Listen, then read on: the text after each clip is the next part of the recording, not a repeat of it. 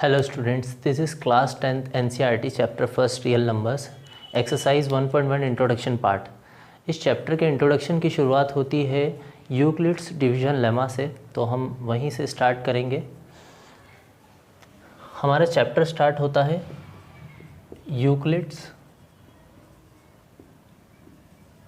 Divisions lemma, Euclid's division lemma. अब यहाँ पर ये जो लेमा वर्ड है ये आपने शायद पहली बार सुना हो। लेमा एक प्रूव्ड स्टेटमेंट होता है जिस स्टेटमेंट के थ्रू हम दूसरे स्टेटमेंट को सॉल्व करते हैं या प्रूव करते हैं। तो यहाँ पर हम इसे यूक्लिड्स डिवीजन लेमा या यूक्लिड्स डिवीजन थ्योरम भी बोल सकते हैं। अब हमारी यूक्लिड्स डिवीजन लेमा का हम पहले स्टेटमेंट देखते हैं कि क्या बोलती है हमारी यूक्लिड्स डिवीजन लेमा। तो इसका स्टेटमेंट होता है given positive integers a and b, there exists unique integers q and r satisfying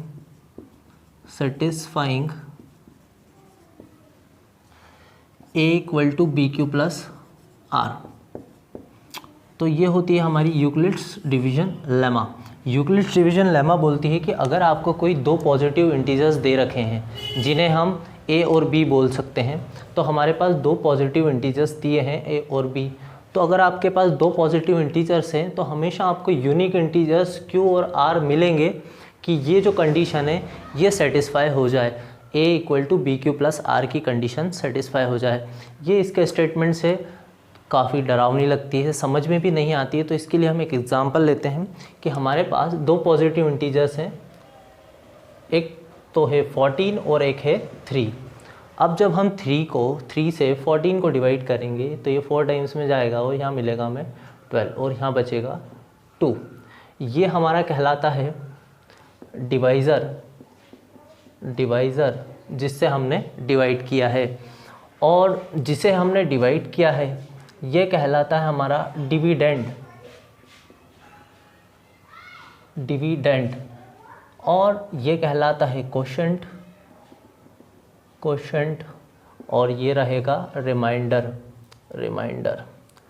तो अब हम इस एग्जाम्पल के थ्रू हमारी यूक्लिड्स डिवीजन लेमा को समझते हैं कि क्या हम इस 14 को, हमारे पास दो पॉजिटिव इंटीजर्स दिए थे 14 और 3, क्या हम इस 14 को इस तरह से लिख सकते हैं 14 इक्वल टू 3 इंटू 4 प्लस 2।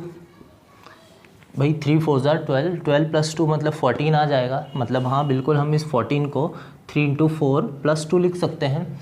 अब यहाँ पर जो ये 14 है ये हमारा है डिविडेंड, ये है हमारा डिविडेंड, इक्वल टू 3 जो है हमारा बी है हमारा डिवाइज़र, तो हम इसे लिख देते हैं डिवाइज़र, इनटू जो हमारा 4 है हमारा क्वोशेंट, तो ये है हमारा क्वोशेंट Q, हम इसे लिख सकते हैं क्वोशेंट, प्लस R हमारा है रिमाइंडर, तो हम यहाँ लिख देते हैं रिमाइंडर, और 3 इंटू 4, 14 को हमने लिखा है 3 इंटू 4 प्लस 2, मतलब ये है हमारा डिवाइज़र, ये है क्वोशेंट और ये रहेगा हमारा रिमाइंडर। अब यहाँ पर यूक्लिड्स डिवीजन लेमा में R की एक कंडीशन होती है, वो देखते हैं हम।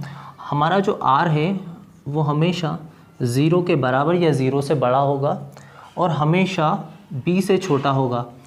R should be greater than और इक्वल टू 0 और लेसर देन B, मतलब R हमेशा आपका 0 के बराबर हो सकता है या 0 से बड़ा होगा, लेकिन हमेशा B से छोटा होगा, और B है हमारा डिवाइज़र जैसे कि आप देख सकते हैं 3 से छोटा आया है आपका रिमाइंडर हमेशा, और डिविडेंड यहाँ पर A है।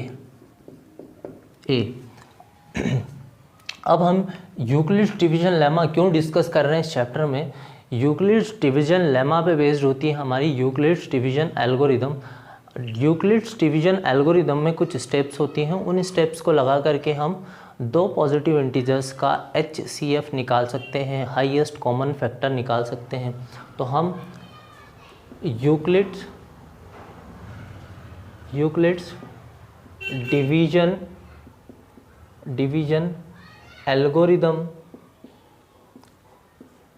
से HCF निकाल सकते हैं दो पॉजिटिव इंटीजर्स का। We can find HCF of two positive integers, HCF of two positive integers. तो किस तरह से हम यूक्लिड्स डिवीजन लेमा का यूज़ करके दो पॉजिटिव इंटीजर का HCF निकाल सकते हैं, अब हम वो देखेंगे एक एग्जांपल के थ्रू, ताकि हमें यूक्लिड्स डिवीजन लेमा का पूरा कॉन्सेप्ट पूरी तरह से क्लियर हो जाए।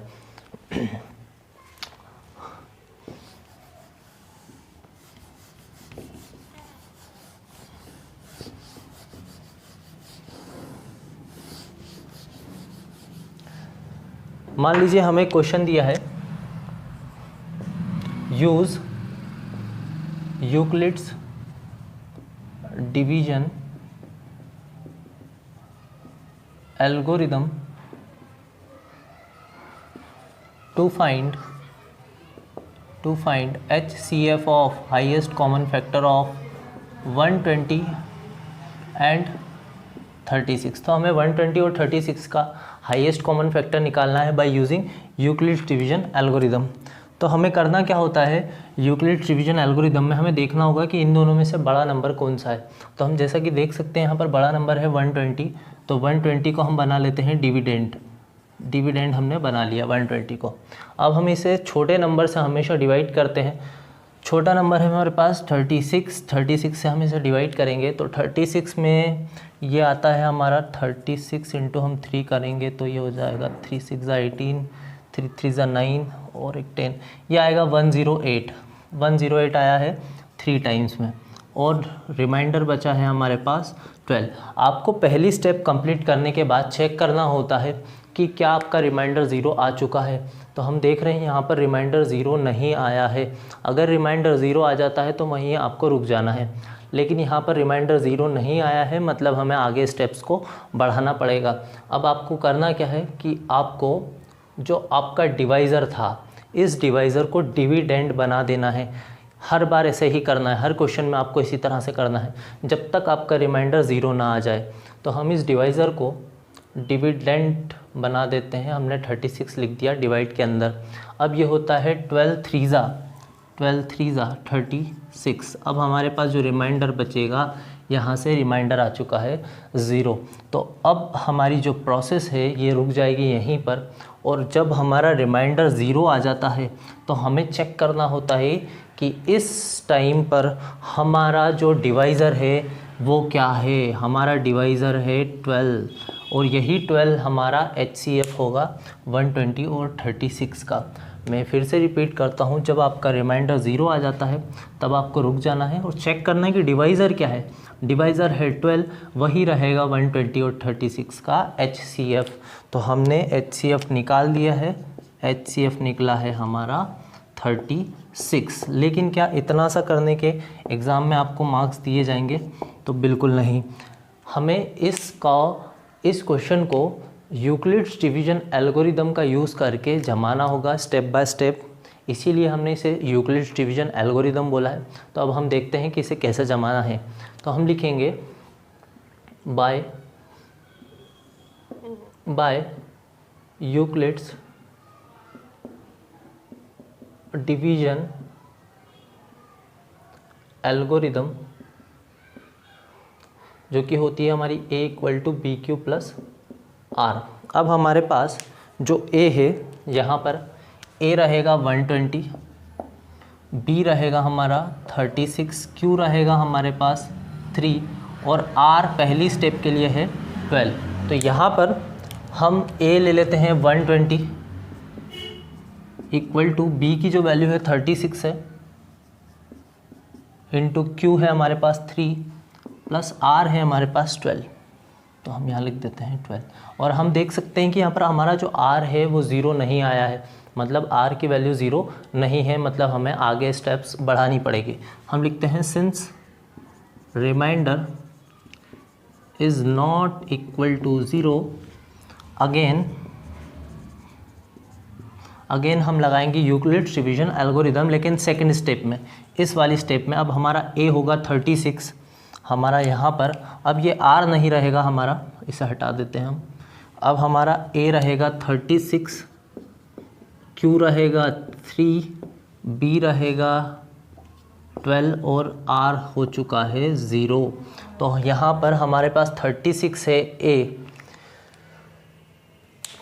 यहाँ पर हमारे पास आ जाएगा 36 इक्वल टू b की वैल्यू, हम b ले लेते हैं, b है हमारे पास 12 इंटू q है 3 प्लस रिमाइंडर है 0, जब हमारा रिमाइंडर 0 आ जाता है तो हम बोल देते हैं कि since our remainder is 0 the process will stop. तो यहाँ पर लिखेंगे since remainder is equal to 0 the process will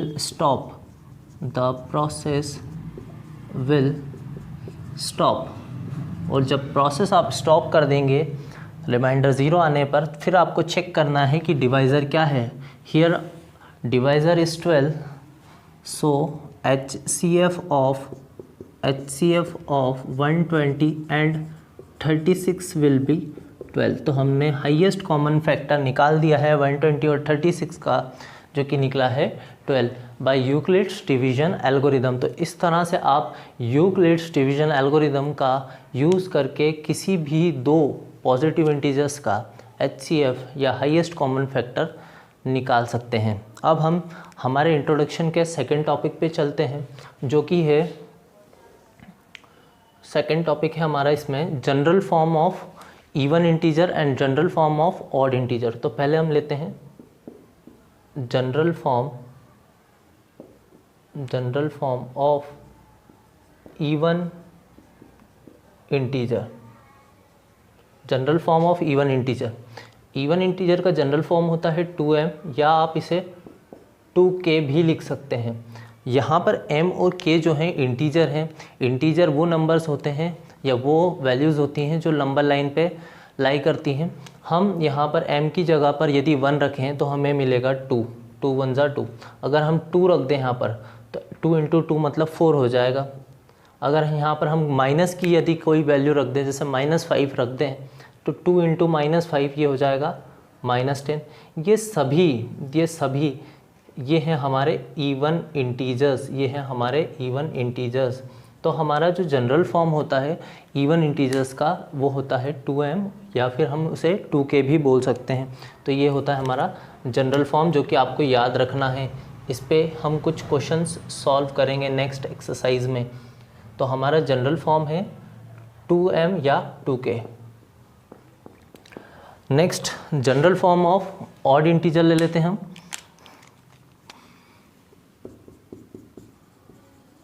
general form of odd integers. Odd integers का जनरल फॉर्म होता है 2m+1 या फिर 2k+1। यहाँ भी m और k इंटीजर्स होंगे। आप m या k की जगह पर कोई भी वैल्यू रखते हैं तो हमेशा ये आपको एक ऑड इंटीजर ही देगा।